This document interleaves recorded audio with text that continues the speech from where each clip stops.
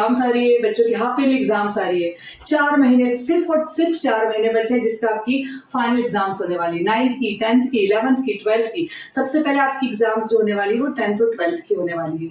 10th और 12th दोनों ही exam आपके बोर्ड की होती है, चाहे सीबीएसई बोर्ड हो, आईसीएसई बोर्ड हो, एमपी बोर्ड हो। 12th में भी इसी प्रकार से होता है, किसी का पीसीएम सब्जेक्ट है तो किसी का कॉमर्स सब्जेक्ट है तो किसी का बायोलॉजी है तो किसी का आईपी है। आप लोग अपने अपने सब्जेक्ट के हिसाब से अपनी अपनी तैयारी कर रहे हैं। आज की ट्यूटोरियल से आज मैं आपको ये बताने जा रही हूँ कि किस प्रकार से आप अपने एग्जाम की बेस्ट तरीके से तैयारी कर सकते हैं। जब भी आप एग्जाम की तैयारी करते हैं, या तो आप अपने लेक्चर्स को पीसीएम वाले हो, पीसीबी वाले हो। सबसे पहले मैं साइंस स्ट्रीम की बात करती हूँ। साइंस स्ट्रीम वाले जो बच्चे हैं, फिजिक्स के, केमिस्ट्री के, मैथ्स के और बायोलॉजी के, सबसे पहले आप फिजिक्स के जब भी क्वेश्चन देखते हैं तो फिजिक्स के क्वेश्चन देखने से पहले बिल्कुल घबराइए मत। सिर्फ और सिर्फ सबसे पहले डेरिवेशन सॉल्व कीजिए। डेरिवेशन सॉल्व करने के लिए मैथमेटिकल कैलकुलेशंस आपको अच्छे आना चाहिए। तो डेरिवेशन जब भी सॉल्व करने बैठते हैं, आप पहले सबसे पहले कंसेप्ट उसके समझिए। कंसेप्ट करने के बाद उसको रिवाइज कीजिए।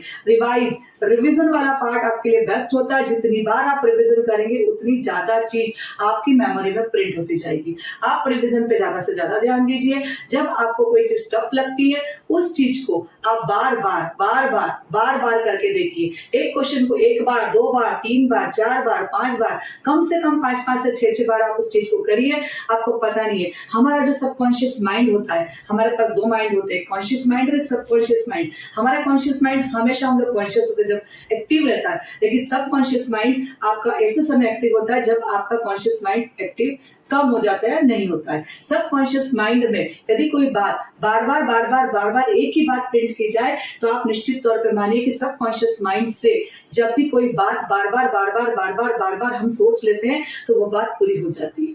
आपको एक बात बताती हूँ मैं कि जब भी हम कोई पॉजिटिव सोचते हैं तो हमारी पॉजिटिविटी हमेशा रिफ्लेक्ट करके आती है। इस नेचर के अंदर वो पॉजिटिविटी जाएगी। यदि आप सोच लेंगे कि मुझे 70% लाना है तो आप निश्चित तौर पर, यदि बार बार आप एक ही चीज सोचेंगे कि मुझे 70% लाना है, मुझे 70% लाना है, मुझे 70% लाना है, आप लेके आ पाएंगे। आप बिल्कुल मत सोचिए कि आप 30% वाले स्टूडेंट है कि 33% वाले या 43% वाले। आप इस बात से बिल्कुल डिमोटिवेट मत होइए।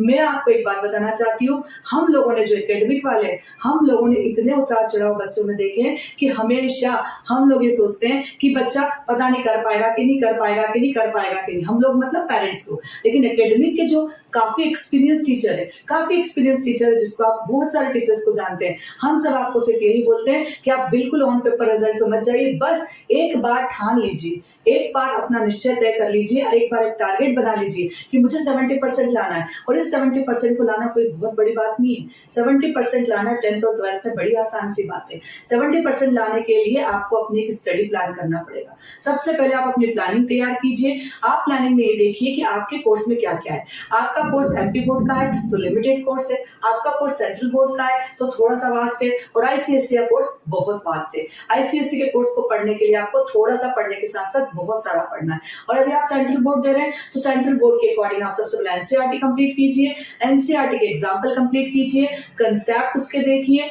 उसके बाद 10th और 12th की बात कर रही हूँ मैं, मैथ सेक्शन की और साइंस सेक्शन की। उसके बाद आप लोग जैसे सीबीएसई में तो एनसीईआरटी एग्जाम्पलर को देखिए, और कम से कम पीवाईक्यू में मैं आपको बोलती हूँ 15 ईयर्स से क्वेश्चन कंप्लीट कीजिए। यदि आप 2023-24 के एग्जाम देने जा रहे हैं तो 2012, 13, 14, 15, 16 के जितने भी क्वेश्चन है, आरडी शर्मा हो, आरएस अग्रवाल हो, उनके क्वेश्चन सॉल्व कीजिए। आप उनके कंसेप्ट देखिए। आप कभी भी क्वेश्चन को रटिए मत। आप ये देखिए कि ये सवाल किस तरह से किया है, ये डेरिवेशन किस तरह से किया। आप इक्वेशन को समझने की कोशिश कीजिए। इक्वेशन समझने के लिए आपको 9th क्लास में सबसे पहले 9th के साइंस का केमिस्ट्री पढ़ना पड़ेगा। उसमें एटॉमिक नंबर क्या होते हैं, किस तरह से इलेक्ट्रॉनिक कॉन्फ़िगरेशन शो किया जाता है, K shell, L shell, M shell, N shell क्या होता है, और उसके बाद वैलेंसी क्या है, और वैलेंसी क्रॉस करके कंपाउंड कैसे बनाया जाता है जब आप 9th और 10th का, और उसके बाद किसी इक्वेशन को किस तरह से फॉर्म किया जाता है। जब आप 9th और 10th का बेसिक कंसेप्ट 1 या 2 दिन तक देख लेंगे, आप किसी भी यूट्यूब चैनल पे देख लीजिए, आप मेरी यूट्यूब चैनल पे देख लीजिए, किसी और पे देख लीजिए,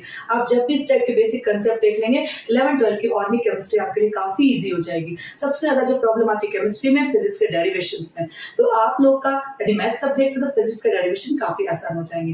तो आप लोग बिल्कुल मत घबराइए। आपके पास 4 मंथ है। अभी 4 मंथ में आप बहुत कुछ कर सकते हैं। आप 85 प्लस कर सकते हैं, आप 85 क्रॉस कर सकते हैं। सबसे पहले तो आप ये चीज देखिए कि आपको सोना कितना है। आप हमेशा अपने सोने के टाइम को कम कीजिए, 4 to 5 आवर्स। 5 आवर्स मतलब 5 से 6 घंटे में भी आप सो लेते हैं तो साइंस के हिसाब से आपकी बेस्ट नींद हो जाती है। फिर उसके बाद जो बचे हुए 24 घंटे में से आपने 6 घंटे सोने को दे दिए और बचे हुए 3 से 4 घंटे आपने अपने खाने में, पीने में, नेचुरल कॉल्स में इसमें बिता दिए। बचे हुए 3 से 4 घंटे आपने कोचिंग में बिता दिए और स्कूल यदि आप जाते हैं तो 5 घंटे उसमें चले जाते हैं। तो आपके पास जो बचते हैं वो सिर्फ और सिर्फ 5 से 6 घंटे बचते हैं। इस 5 और 6 घंटे का किस तरह से आप सदुपयोग कर सकते हैं। आप अभी भी यदि 3 घंटे डेली स्टडी करते हैं तो आप आसानी से इस वाली जो 10th की बोर्ड हो चाहे 12th की बोर्ड हो आप आसानी से पास कर पाते हैं। अब बिल्कुल मत घबराइए। आप सबसे पहले हर एक चैप्टर के कुछ इंपॉर्टेंट क्वेश्चंस पिक आउट कर लीजिए। इंपॉर्टेंट क्वेश्चंस पिक आउट करने के बाद आप उनको अच्छे से उस क्वेश्चंस को अच्छे से पढ़िए, उस क्वेश्चन से रिलेटेड कंसेप्ट को पढ़िए और उसके बाद उसके आंसर को लर्न करने की कोशिश कीजिए। क्योंकि आप सोचेंगे कि मैं मन से लिख दूंगा, यदि आपकी इंग्लिश अच्छी नहीं है तो आप क्वेश्चन के आंसर मन से नहीं लिख पाओगे।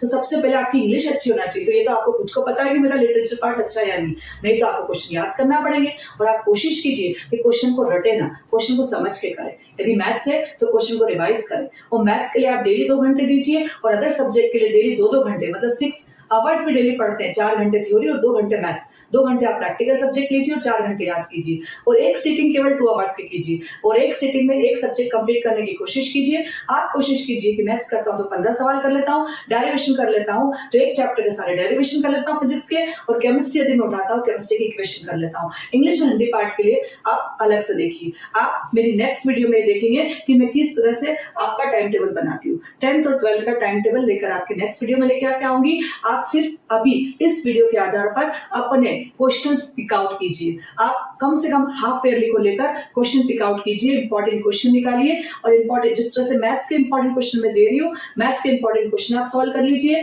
और अदर सब्जेक्ट के क्वेश्चन आप खुद पिक आउट कर प्रीवियस ईयर के क्वेश्चन लेकर लर्न करना, उसे कंसेप्ट करना चालू कीजिए। आप आसानी से 70-80% ले आएंगे। बस आपके सबकॉन्शियस माइंड में आपको बार बार ये सोचना है कि मुझे 80% लाना है, मुझे 80% लाना है। और पेरेंट्स से मेरी पर्सनल रिक्वेस्ट है कि पेरेंट्स अपने बच्चों को बिल्कुल प्रेशर ना करें, सिर्फ अपने बच्चों को मोटिवेट करें। बच्चे ने इतना सा क्वेश्चन रॉन्ग लिखा है तो रॉन्ग लिखने दीजिए, उसका रॉन्ग को सही कैसे करना है ये आपको पता होना चाहिए, आप उन बच्चों के टीचर्स को पता होना चाहिए। उसकी रॉन्गनेस पे मत जाइए, उसका ये देखिए कि कितना सही किया उसने। Got it? आपको नेक्स्ट वीडियो में मैं फिर से बताऊंगी कि किस तरह से आपको एग्जाम्स की तैयारी करना है।